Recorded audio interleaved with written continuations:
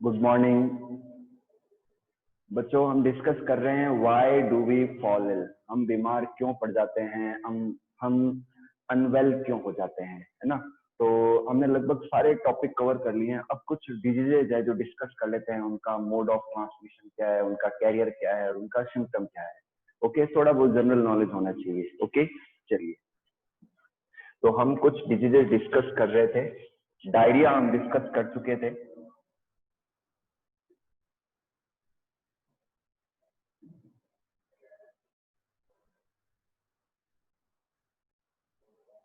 Okay, first जो disease है वो है डायरिया। ओके बच्चों, एक बार फिर से देख लेते हैं। जो डायरिया डिजीज है ये स्टेफाइलोकोकस बैक्टीरिया, स्टेफाइलोकोकस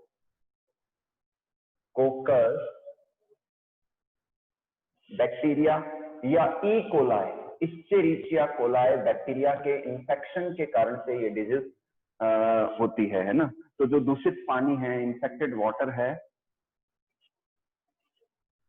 जो इन्फेक्टेड वाटर है, जब कई बार पाइपलाइन फूट जाती है तो गंदा पानी घरों में आ जाता है और उस पानी को कंज्यूम करने से क्या होता है, डायरिया हो जाता है। तो उसमें ये बैक्टीरिया होते हैं, इकोलाई और स्टेफाइलोकोकस। तो इससे क्या होता है कि तेज मतलब फीकल मैटर जो है फ्लूइड फॉर्म में रिलीज होता है, लूज मोशंस के रूप में ना। और पेट में तेज दर्द आना, बेचैनी होना, वॉमिटिंग हो जाना, जी घबराना, वीकनेस आ जाना, all these are the symptoms of diarrhoea. Okay बेटा, सेकंड डिजीज लेते हैं टाइफॉइड।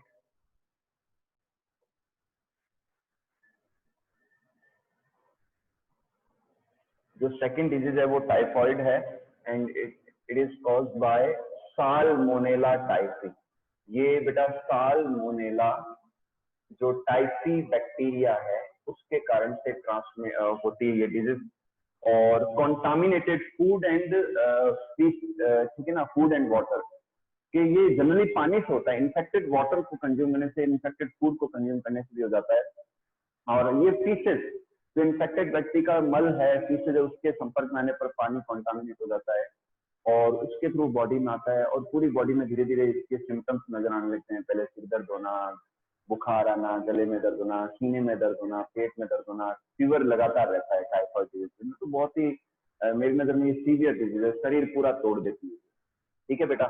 तो टाइफाइड जो है किसके वजह से होता है, साल्मोनेला टाइफी से। और सिम्टम क्या है, तेज फीवर आना, मस्कुलर पेन रहना, वीकनेस आ जाना, चक्कर आना, ठीक है ना। तो ये सब सिम्टम इस डिजीज में हमें ऑब्जर्व होते हैं। ओके बेटा, चलिए।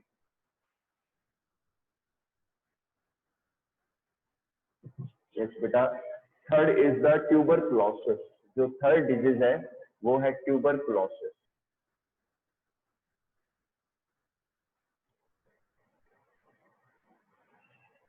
बच्चों, ट्यूबरकुलोसिस भी एक बहुत ही लीथल डिजीज है और ये भी एक बैक्टीरियल डिजीज है। बैक्टीरिया का नाम है Mycobacterium, Mycobacterium tuberculosis, Mycobacterium tuber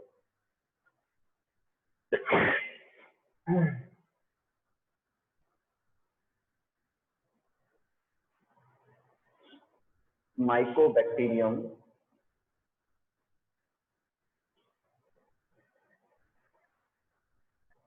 Mycobacterium tuberculosis जो बैक्टीरिया है इसकी वजह से हो जाता है। तो जो इन्फेक्टेड व्यक्ति है जब खांसता है या छींकता है, बेटा हैंड डाउन कर लो अगर आपको साउंड ऑडिबल है, ठीक है ना, आवाज सुनाई दे रही है तो अपना हैंड डाउन कर लीजिए आप, है ना।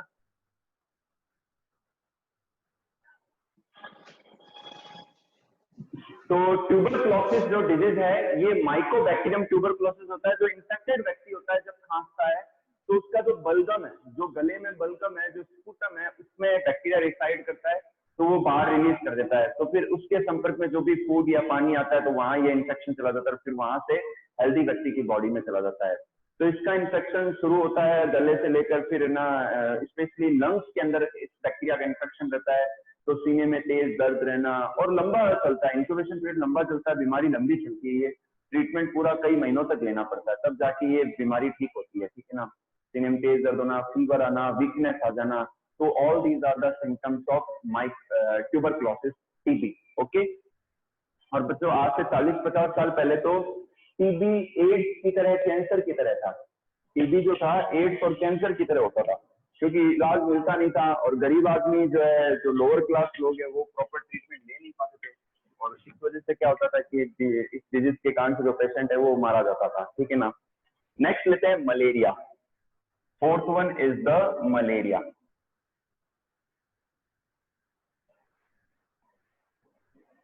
ठीक है बेटा, जो मलेरिया है, मलेरिया का पैथोजन है प्लाज्मोडियम वाइवेक्स या प्लाज्मोडियम फेल्सीपैरम। प्लाज्मोडियम, ठीक है, ये एक प्रोटोजोन है, वाइवेक्स लिख देता हूं मैं यहाँ पर। ठीक है ना, इसकी कई कई कई वैरायटी है, प्लाज्मोडियम फेल्सीपैरम भी एक वैरायटी है ना।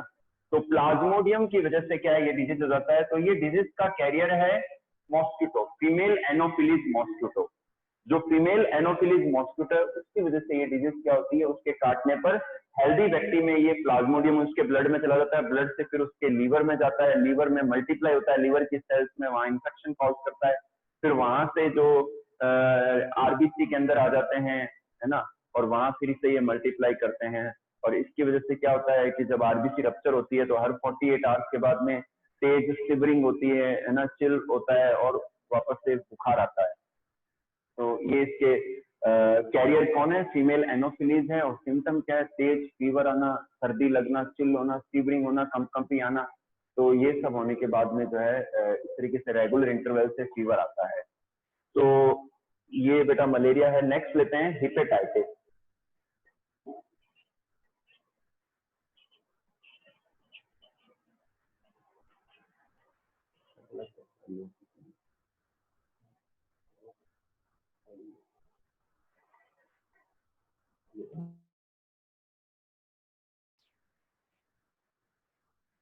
ओके बेटा, नेक्स्ट लेते हैं हिपेटाइटिस। जो हिपेटाइटिस है बेटा, ये वायरल डिजीज है ना, और इसकी वजह से पीलिया हो जाता है।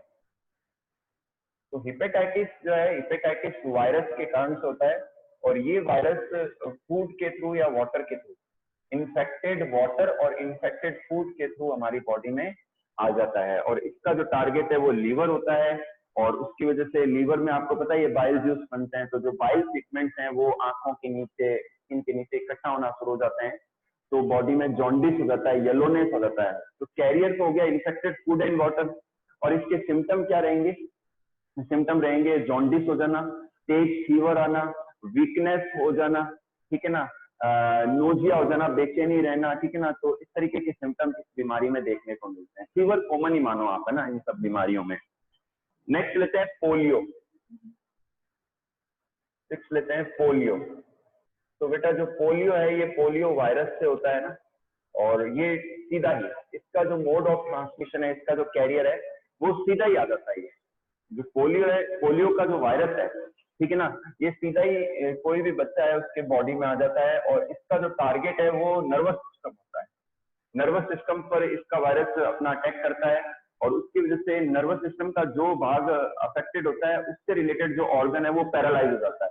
तो इसमें एक हाथ या एक हाथ, एक पांव या एक पांव पैरालाइज हो जाता है, क्योंकि नर्वस सिस्टम पर इसका इफेक्ट करता है।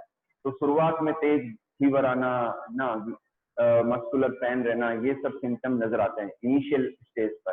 ठीक है बेटा, हालांकि अब ये इरेडिकेट हो चुका है, जो केस हैं वो हैं। बाकी अब 95 से मुझे याद है, अच्छे से, बहुत छोटा था मैं तभी से, क्या है कि एक हर 6 मंथ के बाद में पोलियो अभियान चलाया गया गवर्नमेंट के द्वारा, और 2-2 बूंद पोलियो वैक्सीन की दी गई बच्चों को, ठीक है ना। और पिछले 2-3 साल से एक भी नया केस पोलियो का नहीं आया, तो ये लगभग इरेडिकेट हो चुका है ये, ठीक है ना। ठीक है, जो पहले से केस हैं वो हैं। इसके बाद में 7th लेते हैं बेटा हम, रेबीज। ठीक है ना, जो रेबीज है बेटा, ये जानवर के काटने से होता है, जनरली ये कुत्तों के काटने से होता है। तो कुत्ता क्या है, इसका कैरियर है, जो डॉग है वो कैरियर है, लीजा वायरस। रेबीज के वायरस का नाम क्या है, पैथोजन का नाम क्या है, लीजा वायरस है, and it is found in the saliva of the dog या फिर कैट या कोई और एनिमल है।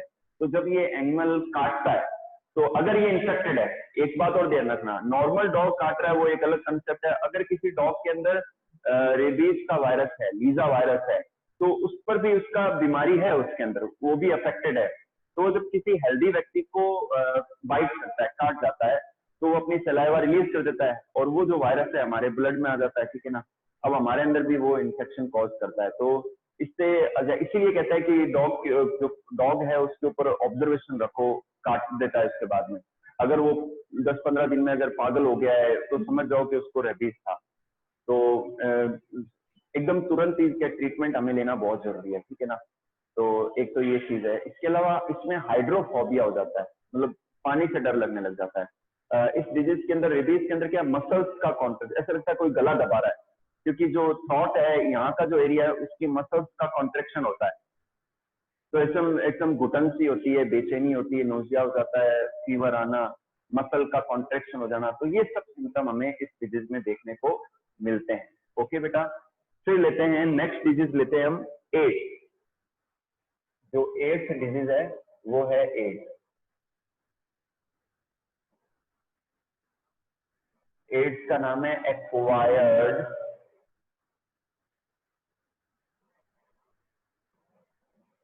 Immuno deficiency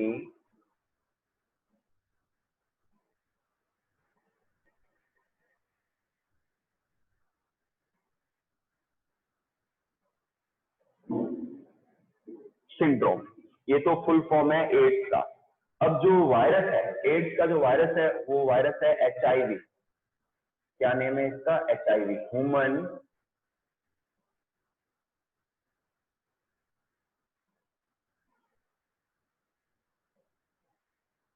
human immuno deficiency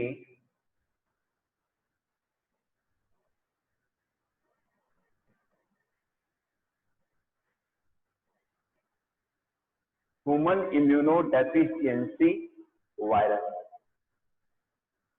अब बेटा एक चीज बताऊं, नाम से ही पता चल रहा है, नेम से ही इट शोज दैट कि इस वायरस के इन्फेक्शन की वजह से the immune system get reduce. जो इम्यून सिस्टम की जो पावर है इट गेट्स रिड्यूस, है ना, वो पावर कम हो जाती है।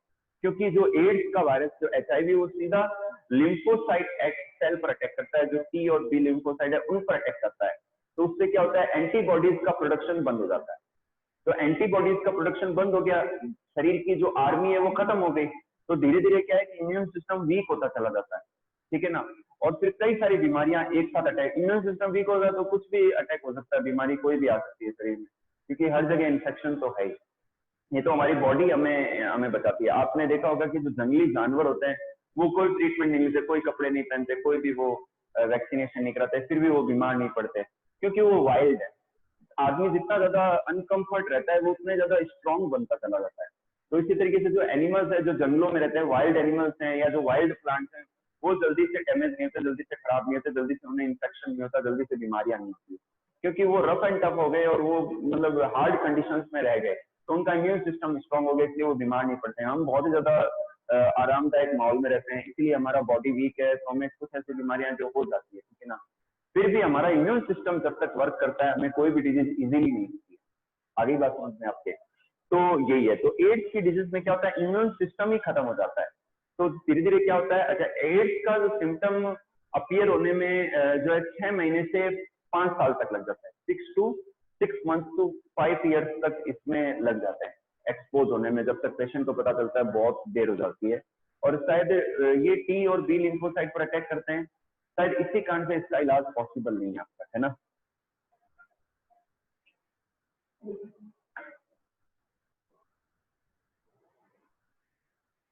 जो भी डाउट है वो लास्ट में बात करेंगे। ओके बेटा, आपको साउंड ऑडिबल है, ठीक है ना। तो इस तरीके से तो इस डिजीज के अंदर अभी तक कोई ट्रीटमेंट नहीं है और शायद ना हो पाए, रिसर्च चल रहा है लेकिन ट्रीटमेंट ना निकल पाए। और एक बात कि जो एड्स के जो ट्रांसमिशन के तरीके क्या है कि ये मेजर जो इसका पैटर्न है वो सेक्सुअल कांटेक्ट के द्वारा। कोई व्यक्ति, कोई पुरुष या महिला, कोई मेल या वुमेन अगर किसी अननोन के साथ में सेक्सुअल कांटेक्ट या सेक्सुअल संबंध बनाते हैं और उसके अंदर वो वायरस का इंफेक्शन है, तो फिर उस सेक्सुअल कांटेक्ट के दौरान वो डिजीज हेल्दी व्यक्ति में आ जाती है, वो वायरस हेल्दी व्यक्ति में आ जाता है। तो सबसे बड़ा रीजन यही है, स्पेशली जो मेट्रो सिटीज है, बड़े महानगरों में सेक्स वर्कर्स होती हैं, महिलाएं होती है सेक्स वर्कर्स, तो वहाँ जो लोग जाते हैं उनके संपर्क में जाते हैं तो उनको एड्स हो जाता है। इसके अलावा अगर मान लो किसी हेल्दी व्यक्ति को कोई हेल्दी व्यक्ति को अगर एड्स के पेशेंट का ब्लड चढ़ा दिया जाए गलती से अनजाने में, हॉस्पिटल में मान लो बहुत बड़े डिपार्टमेंट है तो गलती से कोई HIV पॉजिटिव ब्लड है वो ट्रांसफ्यूज कर दिया किसी हेल्दी व्यक्ति को, तो एड्स हो जाएगा। अगर किसी मदर को है एड्स तो उसके बच्चे में हो जाएगा ड्यूरिंग द प्रेगनेंसी, ठीक है ना। ब्रेस्ट फीडिंग के दौरान, दूध पिलाने के दौरान भी एड्स हो सकता है, ठीक है ना। इसके अलावा बड़े शहरों में कई जो युवा लड़के हैं वो क्या ड्रग्स लेते हैं, नशा पता करते हैं ना, तो फिर क्या होता है कि वो इंजेक्शन के थ्रू वो लेते हैं। मान लो 7-8 जने हैं और वो एक इंजेक्शन से ड्रग्स को इंट्रोड्यूस कर रहे हैं बॉडी के अंदर, तो मान लो किसी उनमें से किसी एक को एड्स है तो उस इंजेक्शन के, उस इन्फेक्टेड सिरिंज के थ्रू क्या होगा, दूसरों में भी एड्स फैल जाएगा। तो ये मेन 4 बड़े रीजन हैं एड्स के फैलने के, ठीक है बेटा। तो ये कैरियर थे इनके, है ना। तो इस तरीके से ये कुछ एक डिजीज है जो मैंने आपको समझाई है। ओके, अब अपन थोड़ा सा पीछे का पार्ट में समझा देता हूँ, क्योंकि लास्ट क्लास में जो बच्चे लेट आए थे उनको मैं समझा देता हूँ कि एक तो बेटा प्रिंसिपल्स ऑफ ट्रीटमेंट क्या है। मैं रफ कर देता हूँ इसको, दोबारा सा रिवाइज कर देता हूँ जिससे क्या है क्वेश्चन बन सकते हैं ये।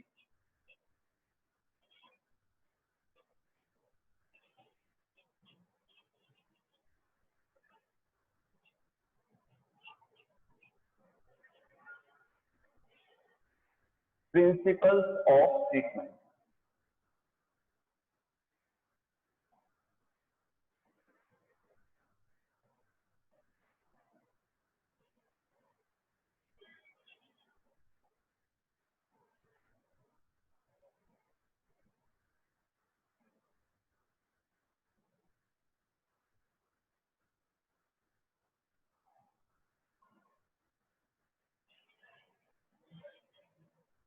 फर्स्ट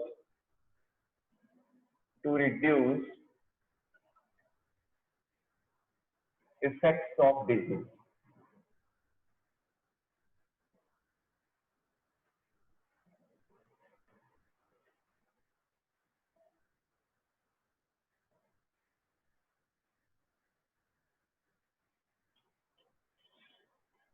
सेकेंड,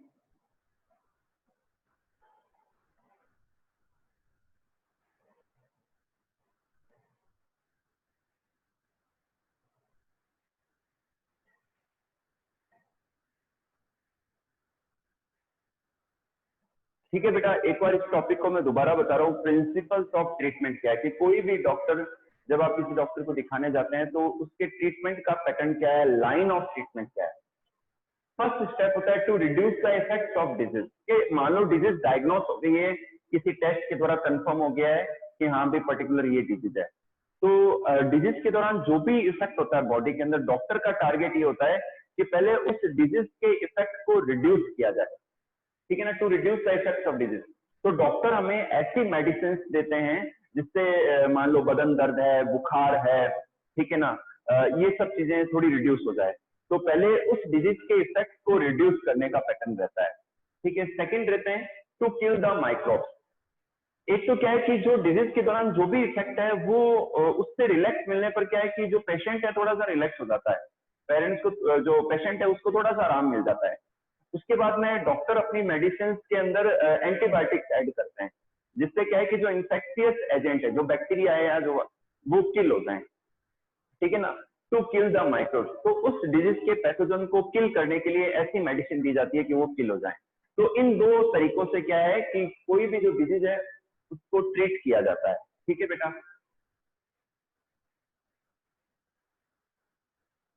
अब लेते हैं हम principles of prevention.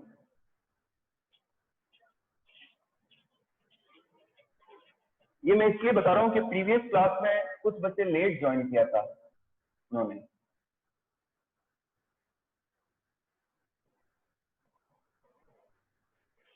Principles of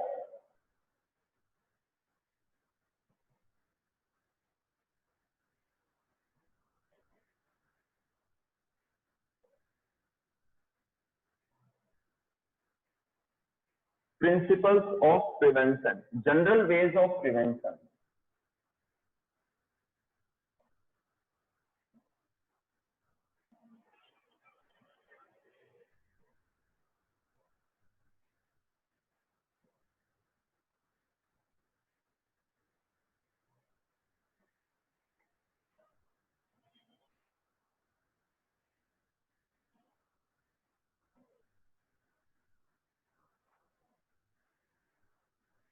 बेटा जनरल वेज ऑफ प्रिवेंशन में फर्स्ट है सैनिटेशन, बी है इरेडिकेशन, इरेडिकेशन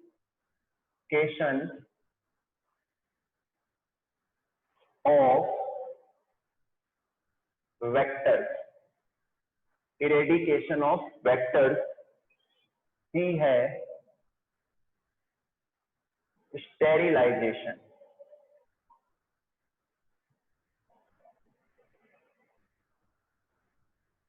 आइसोलेशन,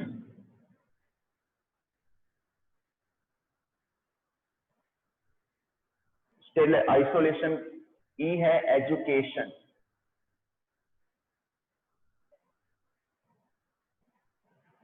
ठीक है बेटा। एस है availability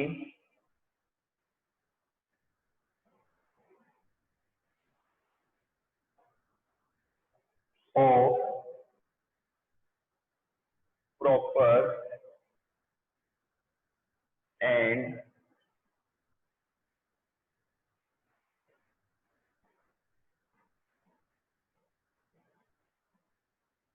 sufficient food to everyone। Okay बेटा।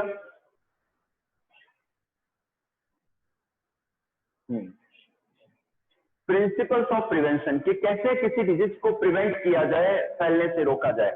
तो फर्स्ट जो वे है वो है जनरल वे ऑफ प्रिवेंशन या जनरल वेज ऑफ प्रिवेंशन।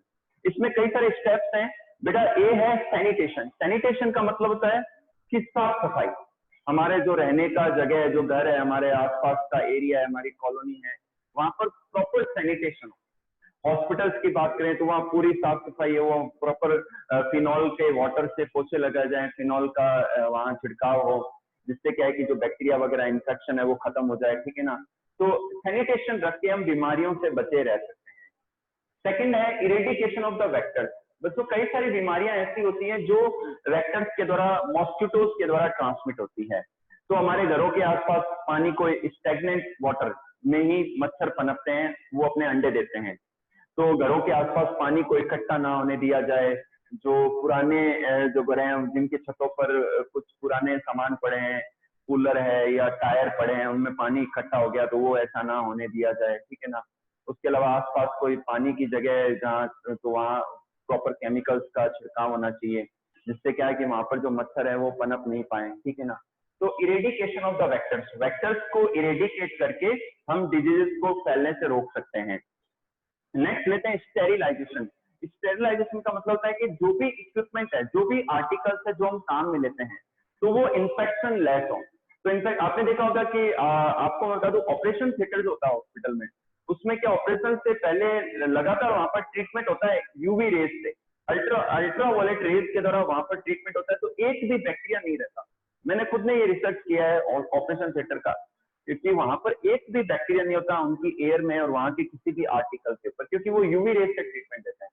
उसके अलावा डॉक्टर जो भी आर्टिकल्स या जो भी औजार काम में लेते हैं सर्जरी के दौरान, वो भी पूरी तरीके से क्या है, उनको ऑटोक्लेव किया जाता है। एक मशीन आती है ऑटोक्लेव, जिसमें आर्टिकल्स को रखने पर क्या है कि हीट, वहां पर हीट प्रोड्यूस होती है अंदर, तो और उसका टेम्परेचर 100 डिग्री से ऊपर होता है। तो उसमें जो भी आर्टिकल्स होते हैं उनके सारे बैक्टीरिया जो है खत्म हो जाते हैं, किल हो जाते हैं, ठीक है ना। तो उन औजारों को भी क्या है, इन्फेक्शन लेस किया जाता है, स्टेरिलाइज किया जाता है। स्टेरिलाइजेशन में अल्कोहल को भी काम में लिया जाता है, स्पिरिट है, अल्कोहल, ठीक है ना। इसके अलावा हीट के द्वारा, ऑटोक्लेव मशीन के द्वारा भी क्या स्टेरिलाइजेशन किया जाता है।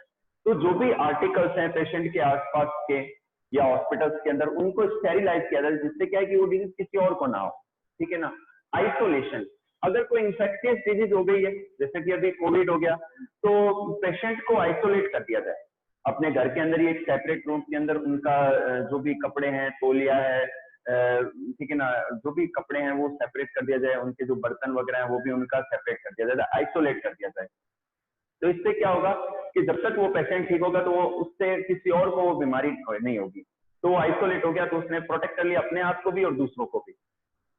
नेक्स्ट लेते हैं एजुकेशन। बच्चों सबसे बड़ी दिक्कत यह है कि एजुकेशन की कमी की वजह से कई बीमारियां ऐसी हैं जो लोअर तबके में देखने को मिलती है, मजदूर क्लास जो लोग हैं वहां ज्यादा देखने को मिलती है, क्योंकि वो एजुकेटेड होते नहीं, उनको पता नहीं होता साफ सफाई का क्या महत्व है या क्या करना चाहिए ना, तो वो लोग अनपढ़ होते हैं, उनको नॉलेज नहीं होता, तो इसकी वजह से कई सारी बीमारियां वहां ज्यादा देखने को मिलती है ना।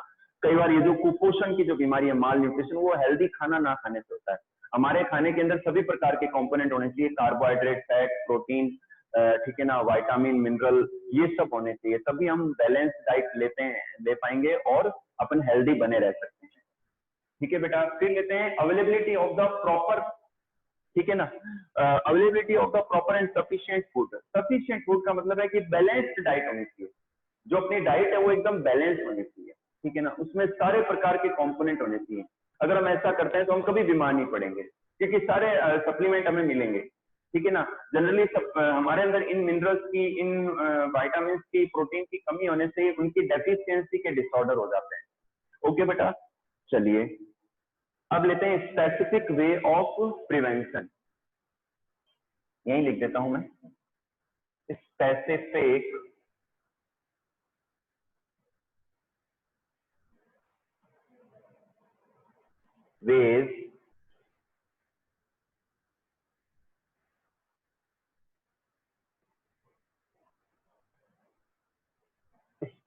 ways of prevention।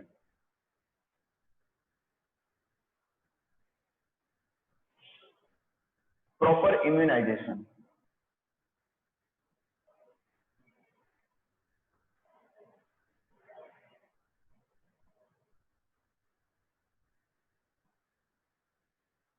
Proper immunization, ठीक है ना। स्पेसिफिक वे क्या है कि बच्चों गवर्नमेंट के द्वारा ऐसे प्रोग्राम चलाए जाते हैं कि 5 साल तक के बच्चों को हर 6 मंथ के अंदर जो है, जब भी बच्चा जन्म ले लेता है उसके बाद में कार्ड दिया जाता है, और उस कार्ड में रेगुलर इंटरवल के बाद में डिफरेंट टाइप के जो टीके हैं, जो वैक्सीन है, उनका डिस्क्रिप्शन होता है, तो वो पेरेंट्स को जाना चाहिए, वो बच्चे को लगवाना चाहिए। तो इससे क्या होगा, काफी सारी बीमारियां जो है कवर हो जाएंगी। उस बच्चे में क्या है, इम्यूनिटी, वैक्सीनेशन हो जाएगा, वैक्सीनेशन से क्या होगा, बच्चे के अंदर इम्यूनाइजेशन आ जाएगा, इम्यूनाइजेशन होने से क्या होगा कि फर्दर जो लेटर जो इंफेक्शन हो सकता है वो नहीं होगा। तो ये स्पेसिफिक वे है, इम्यूनाइजेशन के द्वारा, वैक्सीनेशन के द्वारा हम क्या कर सकते हैं, हम बीमारी को होने से रोक सकते हैं, फैलने से रोक सकते हैं। ठीक है बेटा,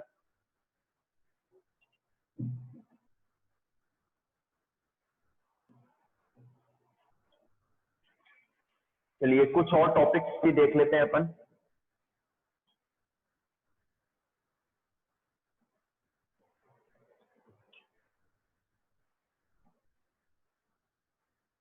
हाँ बेटा, एक इंपॉर्टेंट टॉपिक ये भी है कि एंटीबायोटिक्स कैसे वर्क करता है। एक तो ध्यान रखना बेटा कि जो एंटीबायोटिक्स है वो कभी भी वायरस के अगेंस्ट वर्क नहीं करता, वो जस्ट बैक्टीरियल इन्फेक्शन के अगेंस्ट वर्क करता है।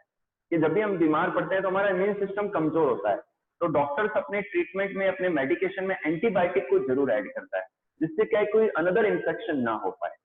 तो जो एंटीबायोटिक क्या करता है कि ब्लॉक कर देता है, जो केमिकल जो पाथवे है उसको ब्लॉक कर देती है एंटीबायोटिक। और बैक्टीरिया जब अपने बॉडी में आता है तो वो अपने आप को सेफ रखने के लिए अपने चारों ओर एक सेल वॉल बनाता है, तो सेल वॉल बनाने के प्रोसेस को भी ब्लॉक कर देता है। कौन, एंटीबायोटिक्स जो है उनको ब्लॉक कर देते हैं। तो इस तरीके से जो एंटीबायोटिक्स है वो अपना इफेक्ट दिखाते हैं। फिर लेते हैं means of spread of infectious diseases, कि जो इंफेक्शियस डिजीज है वो किन किन मीन से ट्रांसमिट हो सकती है। तो बेटा इसमें जो इंफेक्शियस डिजीजेज हैं वो कई सारे मीन हैं इनके अंदर। थ्रू एयर, एयर के द्वारा, हवा के द्वारा ट्रांसमिट हो जाती है। जब भी कोई व्यक्ति छींकता है या खांसता है तो जो पार्टिकल्स हैं वो एयर में चले जाते हैं, वहां से फिर हेल्दी व्यक्ति में ट्रांसमिट हो जाते हैं। सेकंड है mean of spread of infectious disease में थ्रू द वाटर, के वाटर के द्वारा, कि इंफेक्टेड वाटर के द्वारा जो कॉजल एजेंट है, जो पैथोजन है, हमारी बॉडी में आ जाता है। नेक्स्ट है वेक्टर्स, मच्छरों के काटने से, मॉस्किटोज के द्वारा भी जो डिजीज है वो ट्रांसमिट होती है। नेक्स्ट लेते हैं थ्रू द सेक्सुअल कॉन्टेक्ट। कई सारी डिजीज बच्चों ऐसी है जो सेक्सुअल कॉन्टेक्ट से हो जाती है, जैसे कि सिफिलिस है, गोनोरिया है, एड्स है। तो ये सेक्सुअल ऑर्गन में भी, जैसे स्पेशली सिफिलिस और गोनोरिया, तो जो सेक्सुअल ऑर्गन होते हैं वहीं पर उनका इंफेक्शन ज्यादा होता है। तो सेक्सुअल कॉन्टेक्ट के दौरान ये हेल्दी व्यक्ति को हो जाती है। इसके अलावा जो एड्स है वो सेक्सुअल कॉन्टेक्ट से एक से दूसरे पार्टनर में ट्रांसमिट हो जाती है। नेक्स्ट करते हैं फॉर्मिक बॉन्ड। फॉर्मिक बॉन्ड का मतलब ये है कि कई बार क्या होता है कि जो आपके कीबोर्ड है कंप्यूटर का, कंप्यूटर है, आपकी बुक्स हैं, डोर हैंडल्स हैं, डोर के जो हैंडल्स हैं, डोर नॉब्स हैं, आप छींके या खांसे तो आप बीमार हो, तो छींक और खांसी के साथ में वो जो पैथोजेंस हैं वो वहां लगे रह गए। फिर वहां से जैसे कोई हेल्दी व्यक्ति है, उसने वहां हाथ रखा और उसी हाथ से फिर उसने अपनी आंख पर हाथ लगा लिया, नाक पे हाथ लगा लिया, तो वो जो इंफेक्शन है वो दूसरे व्यक्ति की बॉडी में चला जाता है। तो इस प्रकार से जो इंफेक्शन का मीन है ये फॉर्मिट बॉर्न है। ये क्या है? फॉर्मिट बॉर्न है। फिर लेते हैं contact with soil. Contact with soil का मतलब यह है कि सॉइल के अंदर कुछ बैक्टीरिया पाए जाते हैं, जैसे कि क्लॉस्ट्रीडियम टेटेनी। तो जब आपके चोट लगती है तो आपके वुंड के थ्रू वो जो इंफेक्शन है बॉडी में आ जाता है, तो इसे हम क्या कहते हैं? Contact with soil. फिर लेते हैं एनिमल बाइट, कि कई सारे पैथोजन ऐसे होते हैं जो एनिमल्स की सलाइवा में होते हैं, जैसे कि डॉग है या कैट है। तो जब ये काटते हैं तो उनकी सलाइवा हमारे ब्लड में रिलीज हो जाती है और वो इंफेक्शन हमारी बॉडी में आ जाता है। तो ये कुछ मीन है स्प्रेड ऑफ इंफेक्शियस डिजीजेस के, इंफेक्शियस डिजीज के फैलने के ये मीन है। ठीक है बेटा, मैं रिपीट कर देता हूँ। Through air, through water, vectors, through sexual contact, fomite बॉन्ड, कॉन्टेक्ट विद सॉइल, सॉइल के कॉन्टेक्ट में आने से, and animal bite. Animal bite यानी कि किसी जानवर के काटने पर। ठीक है ना बेटा? तो अब आप सभी ध्यान से सुनिए, ये आपका चैप्टर कंप्लीट हो गया है। व्हाई डू वी फॉल भी कंप्लीट होता है, और आगे हाफ ईयरली में मैंने ये चैप्टर भी दिया है। मैं आज या कल आपको बाकी के नोट्स सेंड कर दूंगा, आप इसको कंप्लीट करें। ठीक है ना? और ये चैप्टर भी मैंने हाफ ईयरली के कोर्स में दिया है। ठीक है ना? तो अब अपनी क्वेरी पूछ लीजिए, चैप्टर क्लोज होता है ये। ठीक है बेटा?